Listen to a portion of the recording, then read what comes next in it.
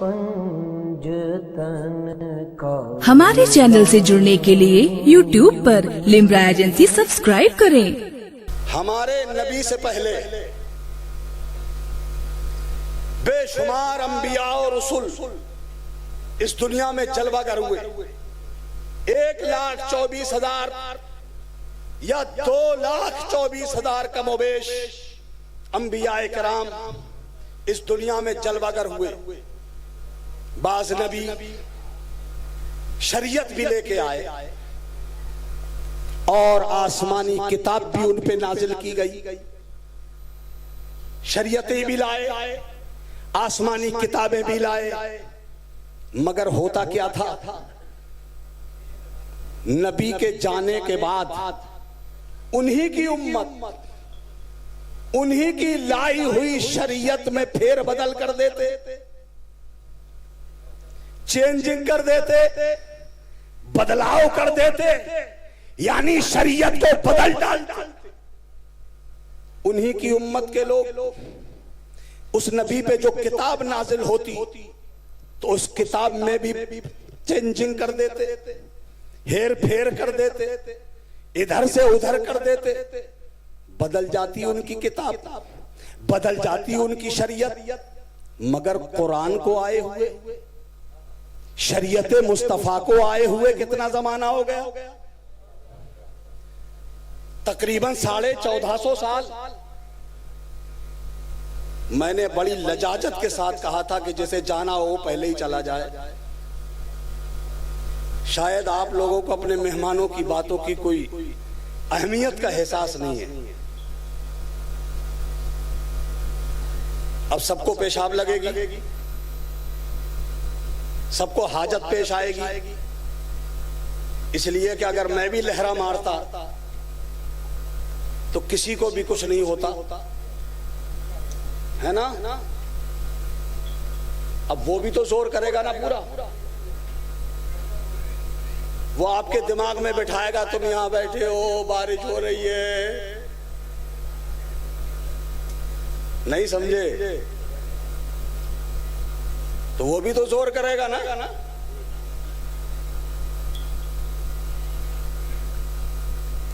चूंकि उलमा की सोहबतों से वही तो भगाता है, वही तो दूर कर रखता है ना। जो हम अपने उलमा के नजदीक नहीं जाते वही दूर रखता है। ज़हन लगा के सुनिएगा मेरी बात।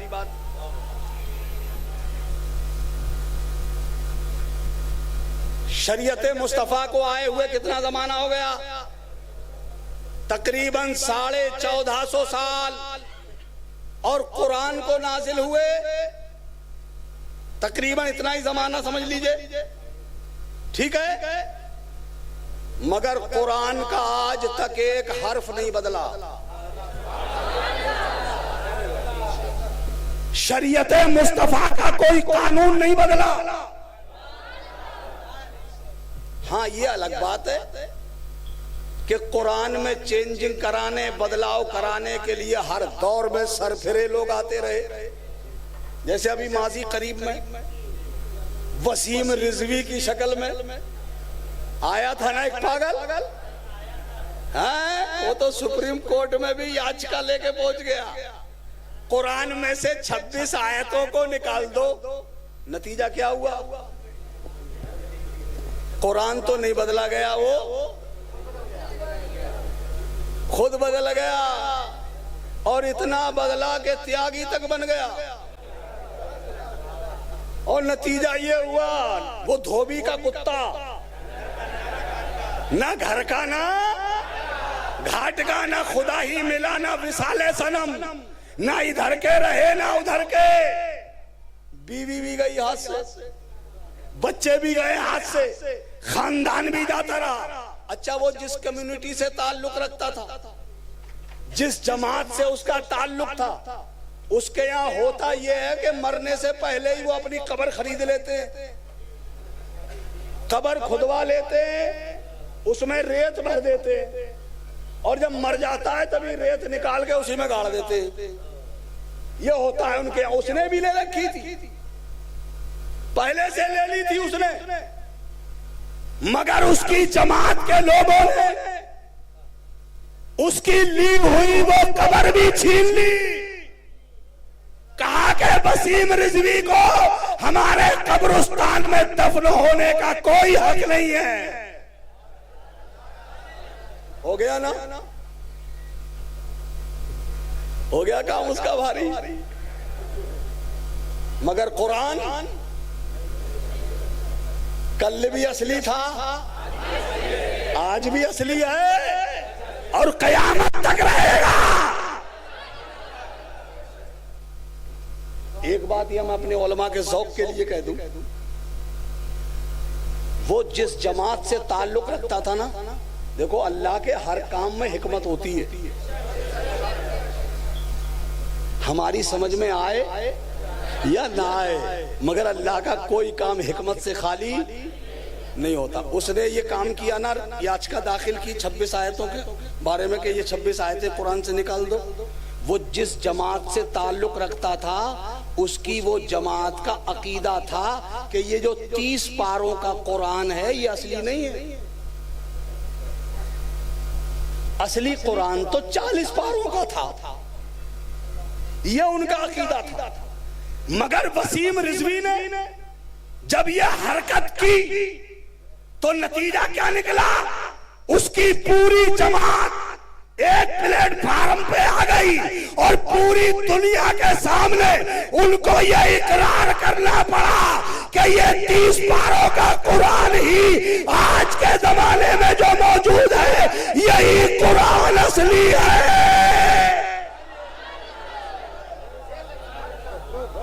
कहना पड़ा ना, कहना पड़ा कि यही कुरान असली।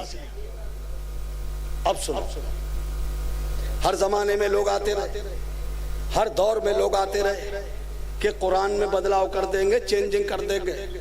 अरे कोई क्या चेंज करेगा, पूरा कुरान तो बड़ी बात है। पूरे कुरान की पहली सूरत, पहली सूरत का पहला जुमला, पहले जुमले का पहला लफ्ज, पहले लफ्ज का पहला हर्फ जिस पे लगा है जबर, आज तक दुनिया मिलके उसे जेर नहीं कर सकी, तो कुरान को कोई क्या बदल सकता है? इसीलिए कहने वाले ने कहा था, है कौले मोहम्मद कौले खुदा, फरमान न बदला जाएगा, बदलेगा जमाना लाख मगर कुरान न बदला जाएगा। कुरान शरीयत मुस्तफा का आज तक एक कानून नहीं बदला। क्यों? और शरीयतें बदल जाती और जो किताबें नाजिल होती वो बदल जाती, मगर कुरान नहीं बदला, शरीयत मुस्तफा का कोई कानून नहीं बदला। क्यों? तो हमारे मुफक्किरीन ने कहा उसकी वजह यह है कि पिछली उम्मतों में कोई हुसैन नहीं था।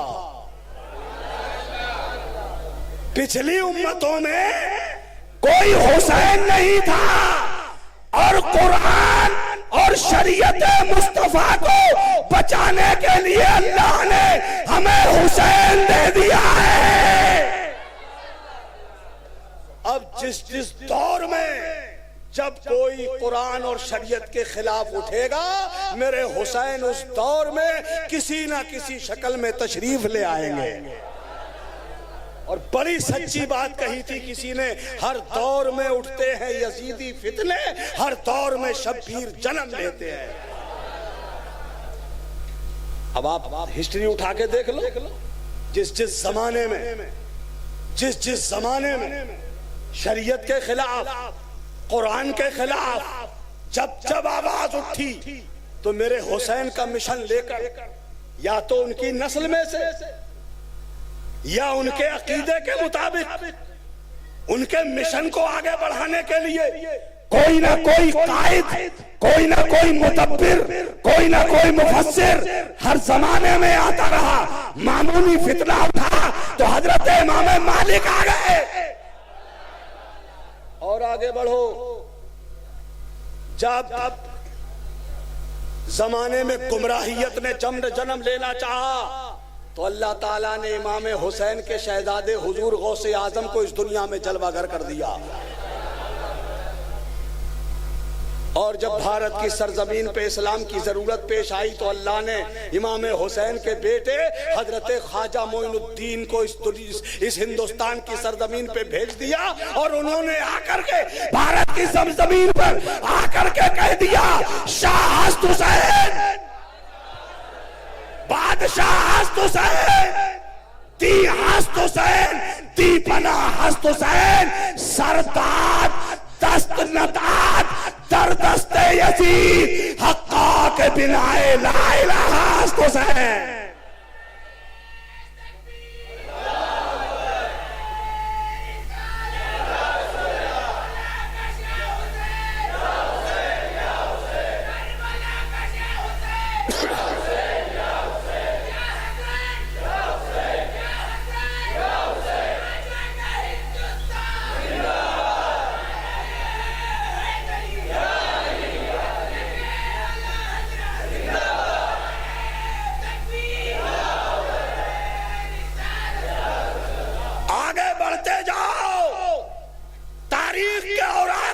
चले जाओ, जब राफियत ने बिलग्राम की जमीन पर सर उठाने की कोशिश की तो उस फितने इर्तिदाद पर सदको भी करने के लिए अल्लाह ताला ने मुजद्दिद ज़माना शेखुल मशाइख हजरत सज्जुदना मीर अब्दुल वाहिद बिलग्रामी को जलवागर कर दिया।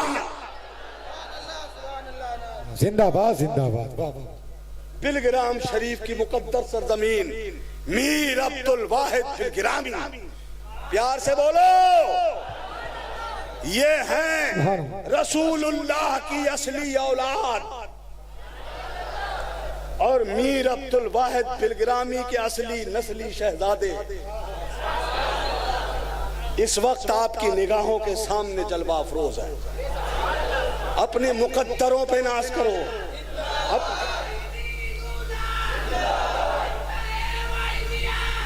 अपनी तकदीरों पे नाज करो, अपनी किस्मतों पे नाज करो।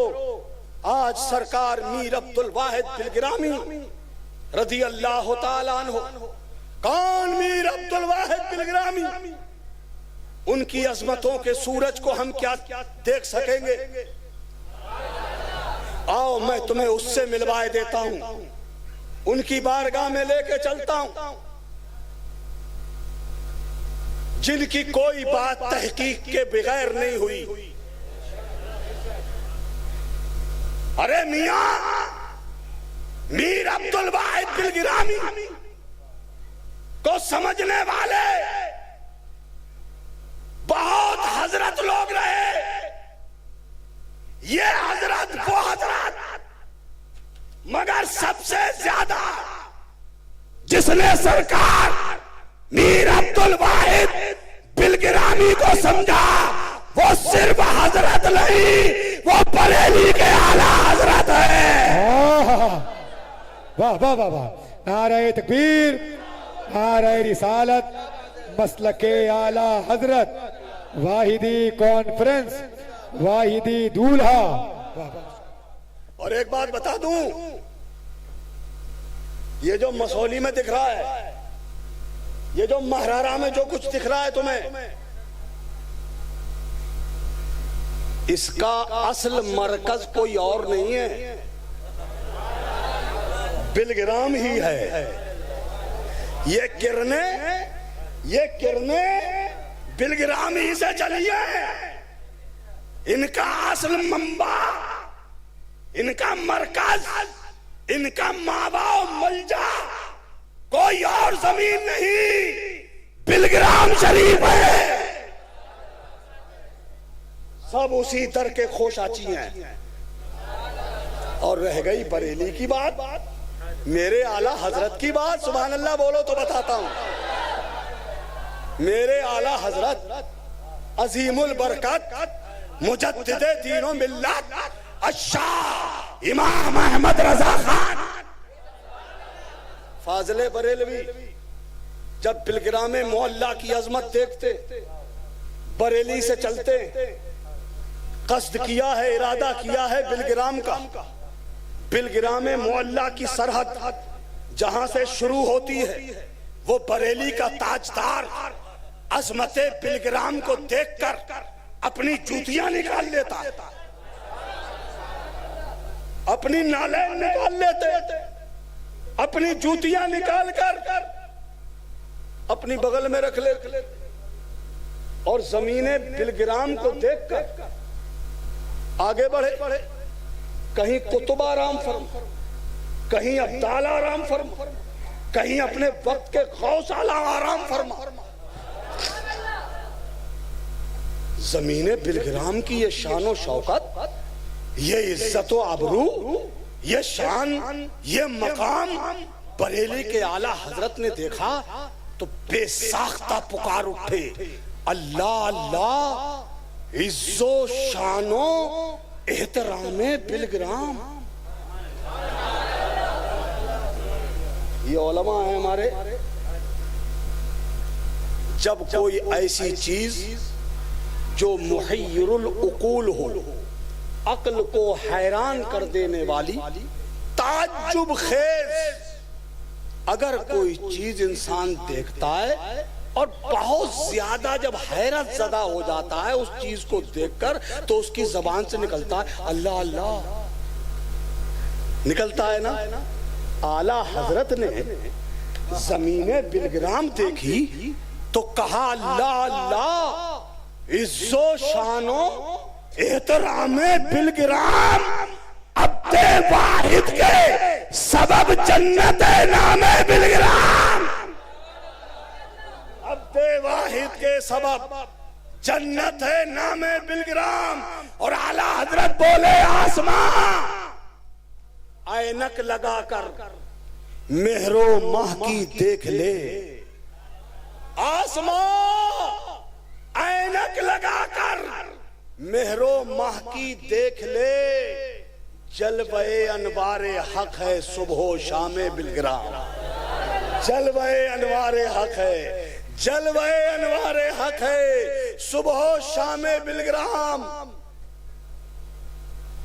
कुरान पाक में खाने का जिक्र है जिसे मन्नो सलवा कहा जाता है। मेरे उलमा जानते हैं कौम मूसा अलैहिस्सलाम, कौम बनी इसराइल, हजरत मूसा अलैहिस्सलाम की कौम ने जब मुतालबा किया कि हमें जन्नत से खाना मंगवा के दिया जाए, हजरत मूसा अलैहिस्सलाम ने अर्ज की, मालिक मेरी उम्मत के लोग जन्नती खाने की ख्वाहिश करते हैं, मेरे अल्लाह ने उनके लिए जन्नत से दस्तरखान नाजिल फरमाया। जन्नती खाना आता था, उसी का नाम कुरान में बताया गया है मन्नो सलवा। मगर वो कौम ना हंजार थी, ना शुक्रे लोग थे, उन्होंने ना शुक्री की, अल्लाह ने दस्तरखान रोक लिया। मुफस्सिरीन किराम फरमाते हैं अगर कौम मूसा अलैहिस्सलाम ना शुक्री न करती तो आज तक वो दस्तरखान आ रहा होता, आज तक वो दस्तरखान उतर रहा होता। मगर वो ना शुक्रे निकल गए, अल्लाह ने दस्तरखान को रोक लिया। अब मन्नो सलवा का जिक्र जब हम लोग कुरान में पढ़ते तो मन तो आपका भी होता होगा, मन हमारा भी होता है, जी में तो हमारे भी आता है हमें भी जन्नती खाना मिल जाए, है ना। आपका भी दिल करता होगा जो सुनते होगे अपने उलमा से, काश हमें भी मिल जाता वो खाना। मेरे आला हजरत ने जब नबी के आशिकों को, अहले बैत अथार से मोहब्बत करने वालों के दिलों में जब ये देखा कि इन्हें मन्नो सलवा की जरूरत है, तो आला हजरत पुकार उठे, घबराओ मत, परेशान न हो दीवानो, तुम्हें मन्नो सलवा चाहिए, खाना चाहते हो मन्नो सलवा, अगर खाना चाहते हो तो सुनो, बिलग्राम चले जाओ और जब वहां पर उर्स हो मीर अब्दुल वाहिद बिलग्रामी का, और कुल शरीफ के बाद तुम्हें मिट्टी के प्याले में दाल जमी हुई मिलेगी, तंदूरी रोटी मिलेगी। मेरे आला हजरत फरमाते हैं उसे दाल और रोटी मत समझना, वो अहले मोहब्बत के लिए मन्नो सलवा है। रोजे उर्स आवार गाने दश्ते खुरबत के लिए बिलग्राम, मन्नो सलवा है मगर खुब्ज़ो में बिलग्राम। उसी बिलग्राम शरीफ की मुकद्दस सरजमीन के शहजादे हुजूर पीरे तरीक़त रहबरे शरीयत सरकार सोहेले मिल्लत आपकी निगाहों के सामने मौजूद हैं।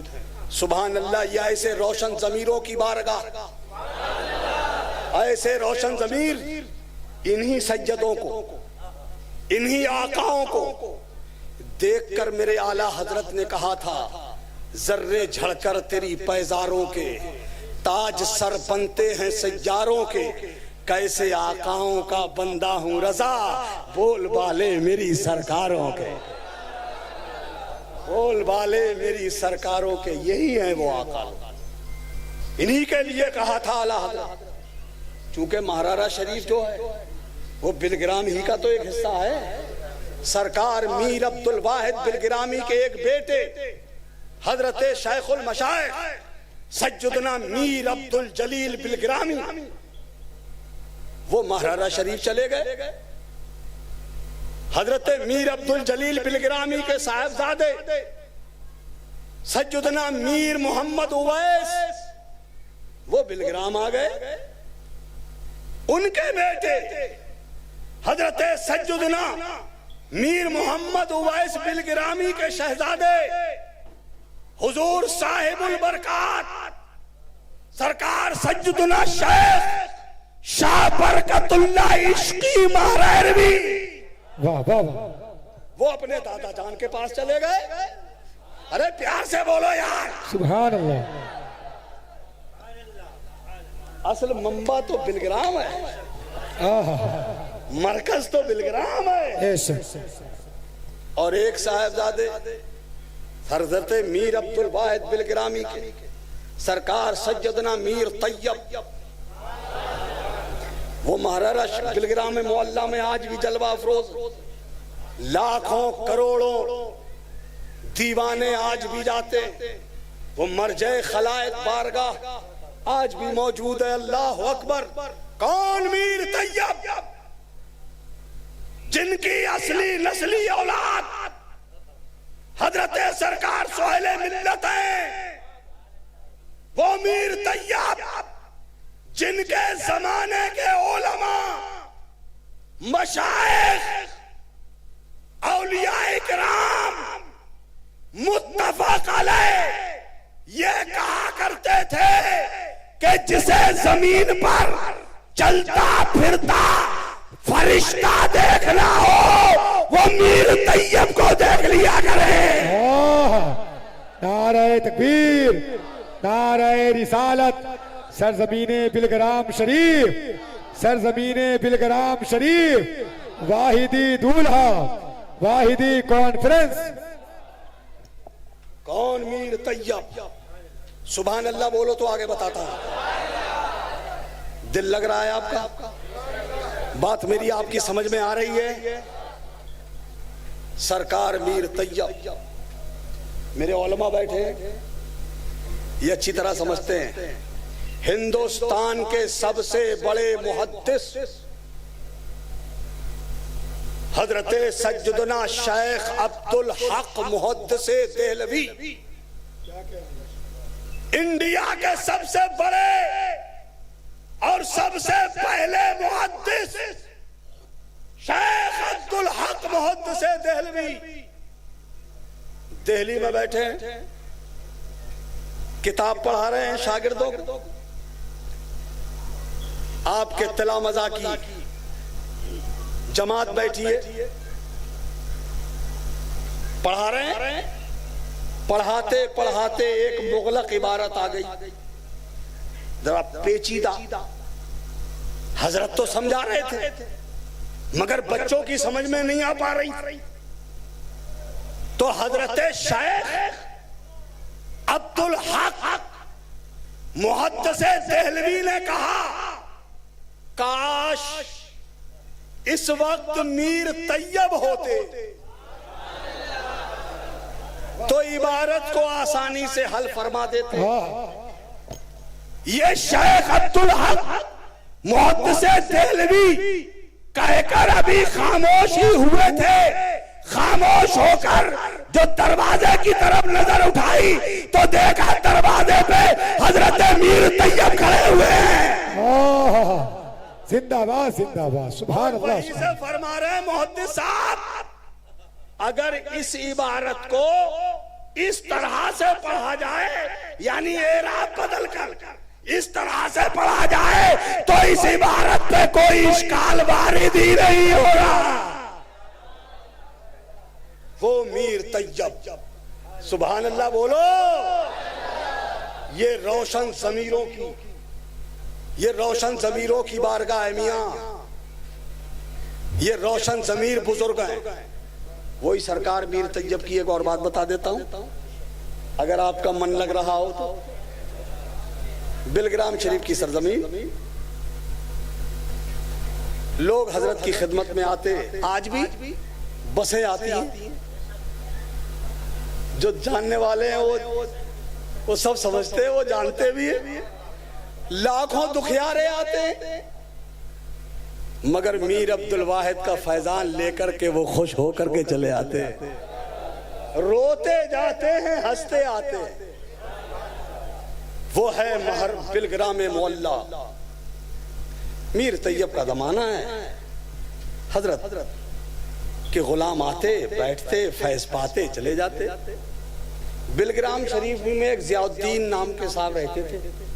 एक दिन वो सरकार मीर तैयब के दरबार की तरफ घर से निकल के चले, रास्ते में सोचने लगे, अगर सरकार मीर तैयब ने अपने हाथों से मुझे पान का बीड़ा खिलाया तो मैं समझूंगा कि अल्लाह के वली है। तब मैं ये समझूंगा कि अल्लाह के वली आ गए हो। ये बात उन्होंने किसी से कही नहीं, सिर्फ दिमाग में थी, और बात आ गई है। तो मेरे उलमा बैठे हैं, जरा थोड़ी सी देर के लिए मैं एक जगह और ले चलता हूं, इसको यहीं याद रखिएगा, ये बात को यहीं याद रखिएगा, भूल मत जाना। एक नाम सुना होगा आपने, बहुत बड़े आलिम, बहुत जलीलुल कद्र आलिम दीन, हजरत मौलाना रूम, सुना है ना? हजरत मौलाना रूम की मसनवी शरीफ तो आज भी पूरी दुनिया में मशहूर है। उन्होंने ही तो लिखा था, मौलवी हरगिज न शुद्ध मौलाए रूम ता गुलाम शम्स तबरेज़ी न शुद्ध। मौलाना रूम उस वक्त तक मौलाना हुआ ही नहीं जब तक उसने शम्स तबरेज़ी की गुलामी का पट्टा अपने गले में नहीं डाल लिया। यानी मालिम होना अलग बात है और किसी का गुलाम होना अलग बात है। अरे बरेली के आला हजरत, इतने बड़े आलिम, इतने बड़े मौलवी, मगर गुलामी का पट्टा पहनने कहाँ गए? क्या समझे? मौलवी होना और है और किसी का गुलाम होना और है। आए थे तो मौलाना अहमद रजा खान थे, और जब पीरो मुर्शिद की बारगाह से फैज पाया तो मौलाना अहमद रजा आला हजरत बन चुके थे। नारे तकबीर, नारे रिसालत, मसलके आला हजरत वाहिदी कॉन्फ्रेंस। मौलाना रूम रहमतुल्लाह अलैह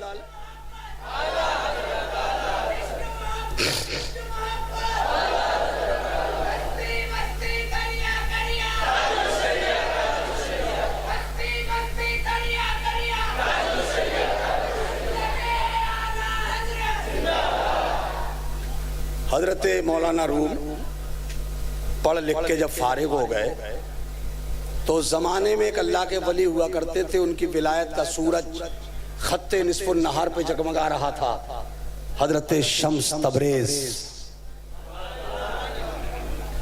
बड़ी शोहरत सुनी कि दुर्वेश हैं, फकीर हैं, अल्लाह वाले हैं। तो हजरत मौलाना रूम रहमतुल्लाह ताला अलैह ने कहा, चलो हजरत की जियारत करेंगे, फैज पाएंगे, मुरीद हो जाएंगे। मौलाना रूम चले, जब आए हजरत शम्स तबरेज के दरवाजे पर तो देखा कि दरवाजे पे गेटमैन खड़ा है, दरबान जिसे कहते हैं, दरबान, गेटमैन, चौकीदार दरवाजे पे खड़ा हुआ, संतरी। असल में मैं आपको एक बात बताऊं, हम अपनी कमजोरी अपने आप ही बता दे रहे हैं आपको। असल में मौलवी जल्दी किसी को मानता नहीं है। अरे बात सही है गलत है? मौलवी जल्दी किसी को न, मौलवी की नजर पर जल्दी नहीं चढ़ता है आदमी। हाँ, मौलवी की नजर बहुत तेज होती है और मौलवी जल्दी नहीं मानता है किसी को। मैं सच्ची बता रहा हूं आपको, बिल्कुल सच बता रहा हूं, मौलवी नहीं मानता है जल्दी। और मगर मौलवी जब किसी को मानता है तो जिसे मानता है वो कुछ होता है, जिसे मानता है वो कुछ। ये तो आम हजरत की बात है।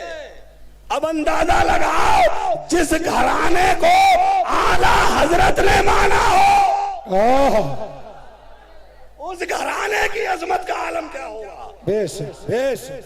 तो मौलाना रूम आए, देखा दरबान खड़ा है, संतरी गेटमैन। देख के बोले यार, लोग कह रहे थे दुर्वेश है, फकीर है, अल्लाह वाला है। अल्लाह वाले दुर्वेश के दरवाजे पर दरबान का क्या काम? अरे अल्लाह वाले का तो दरवाजा सबके लिए खुला होना चाहिए, कोई आए कोई जाए, दरबान का क्या मतलब? वही खड़े खड़े दिमाग में एक मिसरा आया। मिसरा समझते हैं आप लोग? मिसरा समझते हैं? शेर में दो लाइनें होती हैं, एक लाइन को मिसरा कहते हैं। अब समझ में आ गई? मैंने बहुत आसान लफ्जों में बता दिया आपको, है ना? तो एक लाइन को कहते हैं मिसरा। तो हजरत मौलाना रूम के दिमाग में एक मिसरा आया, और मिसरा क्या था? दरे दुर्वेश रा दरबान नबायत। दुर्वेश के दरवाजे पे दरबान नहीं होना चाहिए। अरे भाई तुम कमेटी वाले हो, अल्लाह कमेटी वाले हो, तुम खुद ही जलसा खराब, ये बाजार लगाए देखिए आप, यानी मान नहीं रहा है लड़का ये। पूरे जलसे को, यानी इस वक्त में जलसे का बिल्कुल वो वक्त है जिस वक्त में अल्लाह दुआएं कबूल करता है, और मैं उस घड़ी की करीब बढ़ता जा रहा हूं जिस घड़ी में अल्लाह हुजूर सोहेल मिल्लत के सदके में आपको भी कबूल फरमाएगा। मैं उस साथ सईद के नजदीक होता जा रहा हूं, आपका ज़हन बना रहा हूं, आपके मतलब तक आपको पहुंचाना चाहता हूं, आपके मकसद तक आपको पहुंचाना चाहता हूं। मैं चाहता हूं, मैं आपका भाई हूं, तो अपना भाई अपना खैर खा होता है। मैं आपकी भलाई की सोच रहा हूं। इन बच्चों को जरा खामोश कीजिए और मेरी बात सुनिए। मौलाना रूम के जहन में वो मिसरा आया, दरे दुर्वेश रा दरबान नबायत। दुर्वेश के दरवाजे पे दरबान नहीं होना चाहिए। ये सोच के वहीं से वापस हो गए, ऐसे से क्या मुरीद होना है। चले गए वापस, घर गए, जाके सो गए। जब सोए तो ख्वाब देख रहे हैं। ख्वाब में क्या देख रहे हैं? बहुत बड़ा तालाब है और तालाब पानी से लबालब, लबरेज भरा हुआ। उसी के किनारे बैठकर मौलाना रूम किताब का मुताला कर रहे हैं, किताब पढ़ रहे हैं। अभी किताब पढ़ ही रहे थे कि हजरत शम्स तबरेज आ गए। शम्स तबरेज आए तो अब चूंकि मौलाना रूम तो दरवाजे पे से लौट के आए थे, तो वो क्यों ध्यान देते? उन्होंने तवज्जो ही नहीं करी, किताब पढ़ते रहे। हजरत शम्स तबरेज करीब आए और करीब आके बोले, मौलाना ई चीज जो किताब पढ़ रहे थे उस किताब की तरफ इशारा करके कहा मौलाना ई चीज ये क्या है, ये क्या है? तो हजरत शम्स तबरेज ने बड़ी तवज्जोही बेतवज्जोही से जवाब दिया, फरमाया ई इल्मेस्त के तू नमीदानी, ये ऐसा इल्म है जिसे आप नहीं जानते हो। तो शम्स तबरेज ने कहा है मैं नहीं जानता हूं। आ गया जलाल अल्लाह वाले को, आ गया जलाल। अच्छा मैं नहीं जानता हूं। तो जो किताब पढ़ रहे थे ना मौलाना रूम, वो किताब ही छीन ली और बराबर में था तालाब, उसी तालाब में फेंक दी। किताब छीन के तालाब में गुड़ुप। अब मौलाना रूम ऊपर नीचे हो गए। अरे कैसे से पाला पड़ गया जिसे किताब तक की कदर नहीं है, मेरी किताब तालाब में फेंक दी। ये सोचने लगे। अभी मौलाना रूप ऊपर नीचे हो ही रहे थे कि हजरत शम्स तबरेज ने इशारा किया, तालाब में से किताब निकल के हाथ में आ गई। वाह वाह वाह। और मौलाना रूम को देखेगा, लो मौलाना ऊपर नीचे मत हो, पकड़ो अपनी किताब। सुभान अल्लाह बोलो यार, सुभान अल्लाह। फरमाया लो पकड़ो अपनी किताब। अब मौलाना रूम ने जो किताब हाथ में ली तो देख के हैरान रह गए, उस पर पानी का तो असर ही नहीं था। और जब असर नहीं था तो उसी किताब को इधर उधर करके घबरा के बोले हजरत, हजरत ये चीज का हुजूर ये क्या है? तो शम्स तबरेज मुस्कुरा के बोले मौलाना ई राज है कि तू नमीदानी, ये ऐसा राज है जिसे तू नहीं जानता है। वाह वाह वाह। ये ऐसा राज है जिसे तू। अब जब मौलाना रूम की आंख खुली तो आंख ही खुल गई। मई में रहने वालों, मैं भी आपकी आंखें खोलने की कोशिश कर रहा हूं। पहचान लो, समझ लो, अपनी अपनी किस्मतें बनाने चमकाने का वक्त है। मैं भी कोशिश यही कर रहा हूं ताकि आपकी खुल जाएं।